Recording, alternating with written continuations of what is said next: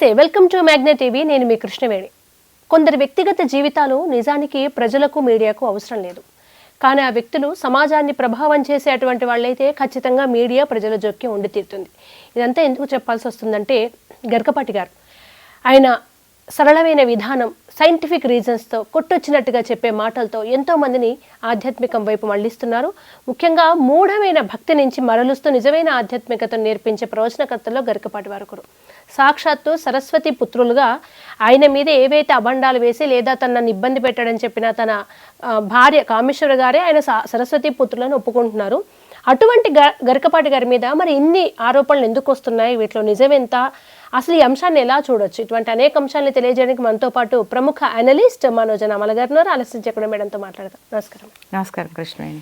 గరికపాటి గారు, నిజంగా బాధ అనిపిస్తుంది మేడం. ఎందుకంటే ఎంతో మందికి ఆయన ఒక మంచి మోటివేషన్తో నిన్న మాటలు, తర్వాత మూఢత్వం వద్దు, సైంటిఫిక్గా ఆలోచించండి, భక్తి వైపు తనదైన శైలిలో యూత్నంతా మళ్ళిస్తున్న వాళ్ళలో ఆయన కూడా ప్రముఖులుగా చెప్పుకోవచ్చు. అటువంటి వ్యక్తి చుట్టూ ఇంత వివాదం ముసురుకోవడం చాలా బాధ కలిగిస్తుంది. కామేశ్వరి గారు ఇంతకాలానికి ఇన్నేళ్లకు ఇప్పుడు వచ్చి ఆయన మీద ఈ ప్రొపగండా ఇదంతా చేయడం వల్ల ఆమె ఏం సాధిద్దాం అనుకుంటున్నారు? కామేశ్వరి గారు గరికపాటి గారి మొదటి భార్య అనేది ఆవిడ బయటకు వచ్చినప్పుడే తెలిసింది తప్ప ఆయనకు అసలు అంతకుముందు ఒక భార్య ఉందని కానీ ఇప్పుడు చేసుకున్న ఆవిడ రెండో భార్య అని కానీ మనకు తెలియదు. గరికపాటి గారి గురించి చెప్పేంతటి స్థాయి నాకైతే డెఫినెట్గా లేదమ్మా. ఒక మంచి ప్రవచనకర్త. నిజంగా ఆయన మాటలు వింటుంటే చాలా ఎంత ఎంత సంతోషంగా అనిపిస్తుంది అంటే, ప్రతిదీ వాస్తవాలు మాట్లాడతారు. పిల్లలకు ఉపయోగపడే విధంగా పిల్లల విషయంలో, తల్లిదండ్రులు పిల్లల పట్ల ఎలా ఉండాలనే విషయంలో, భార్య భర్త దగ్గర ఎలా ప్రవర్తించాలి, భర్త భార్య దగ్గర ఎలా ప్రవర్తించాలి, వాళ్ళ ప్రవర్తన ఎలా ఉండాలి, భార్యని ఎలా ప్రేమించాలి, ఇవన్నీ కూడా ఆయన చెప్పే ప్రతి మాట కూడా నాకు విలువైంది. అయితే ఈ మధ్య నేను యూట్యూబ్లో చూసినప్పుడు కామేశ్వర్ అనేవాడు వచ్చి ఆయన గురించి అవాకులు చవాకులు, నేను అవాకులు చవాకులనే అంటాను, అంత దారుణంగా మాట్లాడటం అనేది నాకైతే నచ్చలేదమ్మా. చాలా బాధేస్తుంది. ఎందుకంటే ఒక మంచి వ్యక్తి, సొసైటీలో మంచి పేరు తెచ్చుకున్నాడు.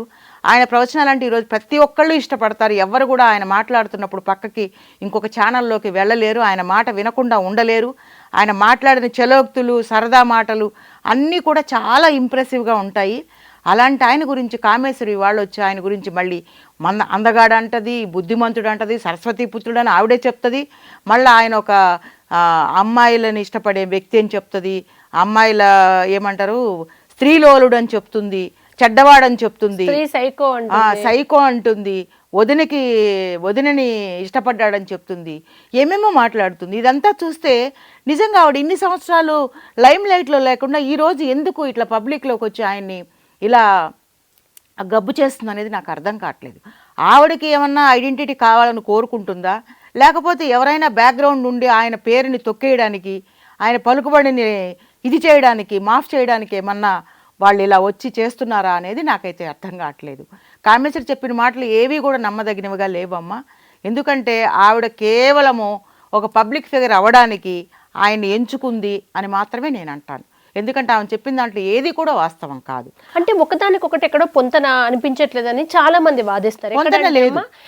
ఎప్పుడో వెళ్ళిపోయారు. నిజంగా అన్యాయం జరిగితే అప్పుడు కేసు ఎందుకు పెట్టలేదు, పిల్లల్ని ఎందుకు వదిలిపెట్టి వెళ్ళింది, తన దుర్మార్గుడు అయితే పిల్లల్ని ఎందుకు పోషిస్తున్నాడు, ఈ మొదలుపెట్టి వెళ్ళిన పిల్లల్ని, అసలు అన్ని క్వశ్చన్ మార్క్స్. అసలు ఆవిడ భర్తను వదిలేసి వేరే వాళ్ళతో ఎలా వెళ్ళిపోయింది, అది తప్పు కాదా?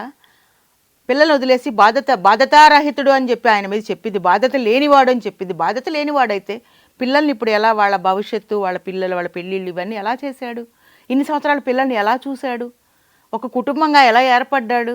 ఇప్పుడున్న భార్య మరి ఒక కంప్లైంట్ బయటకు చెప్పట్లేదు కదా, మరి ఎందుకు చెప్పట్లేదు? నువ్వు మాత్రమే ఎందుకు చెప్తున్నావు? అంటే నువ్వు ఎక్కడో ఎవరో నీ చేత మాట్లాడిస్తున్నారు, సొంతంగా మీరు కామేశ్వరి గారు మాట్లాడుతున్నట్టు నాకు అనిపించట్లేదు. ఆవిడెవరో ఇన్ఫ్లుయెన్స్ చేసి ఈయన పేరుని పాడు చేయడానికి, ఈయనకున్నటువంటి పలుకుబడిని ఇది చేయడానికి చెప్తున్న మాటలు తప్ప ఎక్కడా వాస్తవాలు. అమ్మ తను నన్ను మభ్యపెట్టాడు, మాయమాటలు చెప్పారు, ఆల్మోస్ట్ కిడ్నాప్ చేసినంత రావణాసురుడు సీతను పట్టుకెళ్ళినట్టు అనే ఉదాహరణ కూడా చెప్తున్నారు. వదినని నన్ను తీసుకెళ్లారు అని అంటున్నారు. చాలా మంది ఇక్కడ ఏం క్వశ్చన్ చేస్తారంటే, అప్పుడు ఆమె మైనరా మేజరా?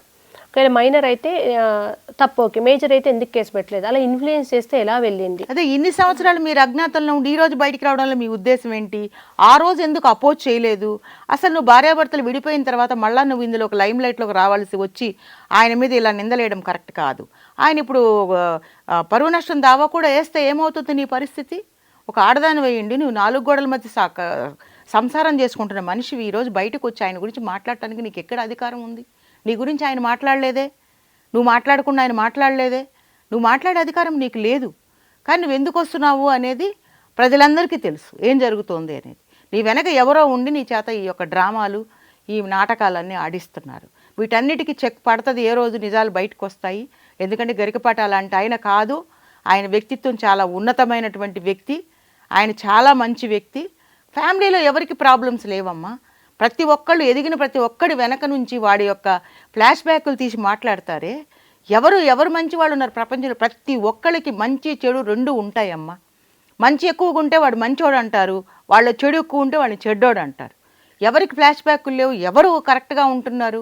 అందరిలో తప్పులు ఉంటాయి. మీరు అన్నట్టుగానే చాలా మంది కామెంట్స్ ఏంటంటే అమ్మ, వాల్మీకి అంతకు ముందు ఒక కిరాతకంగా పక్షుల్ని చంపేవాడు, తను మారి తర్వాత వాల్మీకి అయ్యాడు. గరికపాటి వారు ముందు నాస్తికులేనేమో, తర్వాత ఆయన పెళ్లి చేసుకుని పిల్లల్ని పోషిస్తూ మంచి ప్రవచనాలు ఇవన్నీ చదువుకొని గొప్పగా మారాడు. పాత జీవితాన్ని తీసుకొచ్చి ఎందుకు ఆయనకు నరకం చూపిస్తుంది? అదే అంటున్నా, ఒక వ్యక్తి మారాడు అంటే మళ్ళీ వాళ్ళ పాత జీవితాన్ని ఎత్తిపెట్టే వాళ్ళని ఏం చేయాలి? చెప్పుతో కొట్టాలి, నిజం చెప్పాలంటే. ఎందుకంటే ఒక వ్యక్తి మారిపోయి 15 సంవత్సరాలు ప్రజల మధ్యలో ఉంటూ వాళ్ళకి ప్రవచనాలు చెప్తూ ఒక మారిన మనిషిని తీసుకొచ్చి ఈరోజు ఒక చెడ్డవాడని చెప్పి ఒక ముద్ర వేయడానికి నువ్వు ప్రయత్నిస్తున్నావంటే నీలో ఏం స్వార్థం లేకపోతే నువ్వు అలా మాట్లాడుతున్నావు? నీకు ఏం కావాలి అంటే నీకు పబ్లిసిటీ కావాలి నలుగురిలో, నువ్వు హైలైట్ అవ్వాలనుకుంటున్నావా? నీకు సంసారము పిల్లలు ఉన్నారు కదా, నీ సంసారం నువ్వు సైలెంట్గా చేసుకో. గరికపాటి మీద ఎందుకు నీ ప్రతాపం చూపిస్తున్నావు? కరెక్ట్ కాదు. కామేశ్వరి చెప్పేదంతా అబద్ధమే. అప్పుడు కేసు వేసే అవకాశం ఉండే అమ్మ. అప్పుడు అంతా హింసించి తనని తీసుకువెళ్ళిన తర్వాత ఆమె బయటకు వచ్చింది. నిజంగానే కాసేపు గరికపాటి వారు చెడ్డవారు అనుకుందాం అనుకున్నట్టుగా. తర్వాత ఆయనతో వచ్చేసింది, బయటకు వచ్చింది. బయటకు వచ్చిన తర్వాత వెంటనే ఆయన మీద కేసు వేసే అవకాశం ఉండే. ఎందుకు వేయకూడదు? మేజర్ కదా నువ్వు. ఇప్పుడు కామేశ్వరి మేజరే కదా, వేయచ్చు కదా నీకు. అప్పుడు నీకేమైంది? ఇన్ని రోజులు ఎందుకు సైలెంట్గా ఉండి ఈ రోజు నువ్వు పబ్లిక్లోకి వచ్చి మాట్లాడుతున్నావు? ఏమో ఆశించి నువ్వు ఇవన్నీ చేస్తున్నావు. చేస్తుంది కరెక్ట్ కాదు. కామేశ్వరి చేసేది ఎట్టి పరిస్థితిలో కరెక్ట్ కాదు. ఆమె మాటలు హర్షించదగినవి కాదు. ఆమె ఎన్ని వీడియోలు పెట్టుకున్నా ఏం చేసినా కూడా గరికపాటి మీద ఉన్న గౌరవం ప్రజలకు తగ్గే సమస్యే లేదు. ఆయన్ని అందరూ ఆయన ప్రవచనాలను వదిలేవాళ్ళు ఎవరూ లేరు. ఆయన మీద ఒక ముద్ర వేసినంత మాత్రాన అది నమ్మేటువంటి అమాయకులు ఎవరు ఇక్కడ ప్రజలు కాదు. తర్వాత ఇంకో విషయం అమ్మ, సరే కాసేపు గరికపాటి వారు చెడ్డవారు అనుకుందాము, కట్టుకున్న భర్త చెడ్డవాడు, కానీ కడుపున పుట్టిన పిల్లలు ఈమె మీద క్రిమినల్ ఆమె చెప్పింది నా కొడుకుతో నా మీద క్రిమినల్ కేసు వేయించారు అని. క్రిమినల్ కేసు వేయించి వీడియో డిలీట్ చేపించినప్పుడు అసలు ఈమె తప్పు లేనప్పుడు వాళ్ళు క్రిమినల్ కేసు ఎలా వేశారు? కన్న కొడుకు ఈమె ఎందుకు డిలీట్ చేసింది భయపడనే క్వశ్చన్ ఉంది దీనికి. ఈమె రిలేషన్ పిల్లలతో అలా ఉంది. ఎందుకంటే ఈమె తప్పుడుది అని చెప్పి పిల్లలకు కూడా తెలుసు. మరి భర్తను వదిలేసి ఇంట్లో ప్రేమాభిమానాలు దొరకలేదు, ఇంట్లో నన్ను సరిగా చూసుకోలేదు, నన్ను గౌరవించలేదు, నన్ను ఒక పురుగు కన్నా హీనంగా చూశాడని మాట్లాడుతుంది కదా. అంటే నీ భర్త నచ్చకపోతే నువ్వు వేరే వాళ్ళతో వెళ్ళిపోతావా బయటికి ఇల్లు వదిలేసి? కరెక్ట్గా నువ్వు చేసింది కరెక్ట్ కాదు కదా. నువ్వు బయటికి వెళ్ళిపోయి ఇన్ని సంవత్సరాలు సైలెంట్గా ఉండి ఈరోజు నువ్వు బయటకు వచ్చి ఇలా మాట్లాడటంలో అర్థం ఏంటి? ఏం ఆశించి చేస్తున్నావు నువ్వు? సో ఇవన్నీ గరికపాటికి ఎటువంటి మచ్చ రానివ్వమ్మా. ఎన్ని మాట్లాడినా ఏం చేసినా కూడా గరికపాటిని మేము ఎప్పుడు ఆదరిస్తాము. ప్రజలందరిలో ఆయనకు ఒక అభిమానం ఉంది, గౌరవం ఉంది. ఆయన ప్రవచనాలు వినకుండా ఉండలేని వాళ్ళు చాలామంది ఉన్నారు. ఆయన గౌరవం ఏమాత్రం తగ్గదు. కామేశ్వరి ఈ విషయం తెలుసుకోవాలని నేను కోరుకుంటున్నాను. ఫైనల్గా మీరు కామేశ్వరి గారికి ఈ అంశాన్ని ఆమెని చూపించే ఇలా ఎంతోమంది మహిళలు ఉండుంటారు కదా, సమస్యని ఎప్పుడు వెంటనే ప్రస్తావించాలి, ఎప్పుడు ప్రస్తావించకూడదు అనేది మనకి స్టార్టింగ్లోనే ప్రస్తావించాలి. నీకు సమస్య వచ్చినప్పుడు ఇమ్మీడియట్గా నువ్వు నీకు నచ్చిన వాడు నీకు ప్రపోజ్ చేశాడమ్మా, చెప్పుతో కొట్టు వెంటనే అక్కడే 4 గోడల మధ్య కదా ప్రపోజ్ చేస్తారు ఎవరైనా. 10 మందిలో ఎవరు చేయరు కదమ్మా, సీక్రెట్గానే ప్రపోజ్ చేస్తారు. ప్రపోజ్ చేసినప్పుడు నీకు నచ్చలేదు అనుకో, ఎవరు ఉండరు అక్కడ, చెప్పు తీసుకున్నాడు కొట్టు. నీకు నచ్చలేదు, నువ్వు అప్పుడే నువ్వు పంచాయతీ పెట్టి కూర్చొని గరికపాటిని నా 10 మందిలో పెట్టి నువ్వు నన్ను ఇలా చూస్తున్నాడండి, నన్ను హింసిస్తున్నాడు, వీడు దుర్మార్గుడు, వీడు దుష్టుడని నువ్వు అప్పుడే చెప్పు ఉండాల్సింది. ఇన్ని సంవత్సరాలు గమ్ముగుండి నీ దారి నువ్వు చూసుకొని బిడ్డలను వదిలేసి నువ్వు వేరే వాళ్ళతో వెళ్ళిపోయి ఈరోజు నువ్వు గరికపాటి మీద నిందలేయడంలో నీ ఉద్దేశం ఏంటి? ఆ రోజు నువ్వు పోలీస్ కంప్లైంట్ ఇవ్వాల్సింది, లేకపోతే గరికపాటి నిన్ను ఏ విధమైన హింసలకు గురి చేశాడో నువ్వు వైలెన్స్ కేసు పెట్టాల్సింది. మరి ఈ రోజు నువ్వు బయటకు వచ్చి గరికపాటి మీద నిందలేయడంలో నీ ఉద్దేశం ఏంటి? కామేశ్వరి చేస్తున్నది కరెక్ట్ కానే కాదు. కామేశ్వరి గారికి ఎవరు సపోర్ట్ చేయరు, గరికపాటి మీద ఎవరు మచ్చ వేయరు. కానీ ఇప్పటికీ ఇందులో కొంత వర్గం అంటే 2 వాదనలు ఉన్నాయి. హైందవ ధర్మం ఐక్యత ఇప్పుడే వస్తున్న క్రమంలో హిందూ ధర్మాన్ని ఐక్యం చేసి ఇలాంటి ప్రవచనకర్తల మీద దెబ్బలు తీయడం, దెబ్బ కొట్టడం, నిందలు వేయడం ఇన్ని రోజులు లేని ఇప్పుడు సడన్గా ఈమె లైమ్ లైట్లోకి మీరు అన్నట్టుగా వచ్చి పద్మశ్రీని వెనక్కి ఇచ్చేసేయాలి అని, గరికపాటి గారిని బయటికి రాకుండా, ఇదంతా ఇండైరెక్ట్ గా హిందూ ధర్మం మీద పడే దెబ్బ అంటుంది. మీకు అర్థమైంది. ఇప్పుడు ఆమె టార్గెట్ ఏంటంటే గరికపాటి యొక్క మనస్తత్వాన్ని, లేకపోతే ఆయన అంతకుముందు చేసిన తప్పుల్ని ఎత్తడం కాదు, పద్మశ్రీ మీద పడింది కన్ను. అంటే ఈ పద్మశ్రీని వెనక్కి తీయాలని చెప్పించి ఎవరో చేపిస్తున్నారు తప్ప, కామేశ్వర గారు ఇన్ని సంవత్సరాలు లేని ఇవాళ సడన్గా వచ్చిన మనిషి కాదు. వెనక ఉండి ఎవరో ఆయనకి వ్యతిరేకులు ఎవరో చేయిస్తున్న పని. ఇవన్నీ ఆమె దగ్గర వర్కౌట్ అవ్వవు, అదైతే వాస్తవం. ఎందుకంటే మామూలే, ఈ ప్రపంచంలో ఎవడైనా ఎదుగుతున్నాడు అంటే వెనక నుంచి పోటు వేయడం అనేది మామూలేనమ్మా. పక్కవాడే పోటేస్తాడు, ఇంట్లో వాళ్ళే పోటేస్తారు. మన వాళ్ళు ఎవరిని ఎదుగుతున్నారంటే సంతోషించే వాళ్ళు కొంతమందే ఉంటారు. మన వాడు ఎదిగాడు అంటే సంతోషంగా వాడిని సాదరంగా ఆహ్వాని దండలేసే వాళ్ళు చాలా తక్కువ మంది ఉంటారు. వాడు ఎప్పుడు పడిపోతాడా మనం చూసి ఆనందపడదామా, వాళ్ళ కుటుంబం ఎప్పుడు చిన్నాభిన్నం అయిపోద్దాం మనం చూసి ఆనందపడదామా. ఒక ఎంటర్టైన్మెంట్ అయిపోయింది జనాలకి. ఆ ఎంటర్టైన్మెంట్లో భాగంగా పక్కనోడు వచ్చి పబ్లిక్లోకి వస్తే ఈయన పర్మిషన్ దావా వేస్తాడు కదా. ఇప్పుడు నీకు నాకు అధికారం ఉండదమ్మా గరికపాటి మీద ఏమైనా మాట్లాడటానికి, దమ్ము లేదు కదా. అందుకని ఒక అస్త్రం ఉంది, పాత అస్త్రం, ఓల్డ్ అస్త్రం. ఆ అస్త్రాన్ని బయటికి తీస్తారు. ఆ అస్త్రం పేరే కామేశ్వరి. కామేశ్వర టార్గెట్ కేవలం గరికపాటిని మాట్లాడటం, గరికపాటిని నిందించడము, గరికపాటిని తప్పులు ఎంచడం కాదు ఆమె ఉద్దేశం. పద్మశ్రీకి టార్గెట్ పెట్టింది. అంటే ఏంటి, పద్మశ్రీ వెనక్కి తీసుకోవాలి. ఎందుకు వెనక్కి ఒకసారి ఇచ్చాక వెనక్కి తీసుకునే అధికారం ఎవరికి లేదమ్మా అనుకుంటుందేమో. It's not possible, it is highly impossible. He deserve for Padmashri, he deserves. So ఆ అధికారం ఎవరికి లేదు. ఆమె అన్నంత మాత్రాన అది జరిగిపోదు. ఎందుకంటే ఎవరేమిటి అనేది ప్రజలందరూ చూస్తున్నారు, వీడియోలు చూస్తున్నారు. నోరేసుకొని గొంతేసుకుని వీడియోలు చేసినంత మాత్రాన గరికపాటిని ఎవరు ఏమీ చేయలేరు.